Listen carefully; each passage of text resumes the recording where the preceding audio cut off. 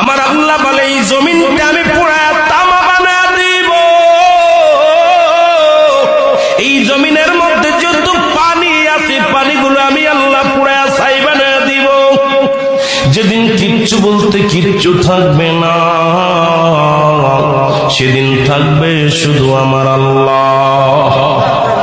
আজকে কার জন্য সুদ খাও, কার জন্য ঘুষ খাও, কার জন্য ব্যভিচার করো, কার জন্য অন্যায় করো রে মন, কার জন্য তোমরা এত বাদই করো। আরে আজকে একটা কথা বলতে গেলে কষ্ট হয়। এই জমিনটা আল্লাহ পুরায়া তামা বানায়া দিবে। এই জমিনের মাটিগুলো পুড়ে হবে তামা।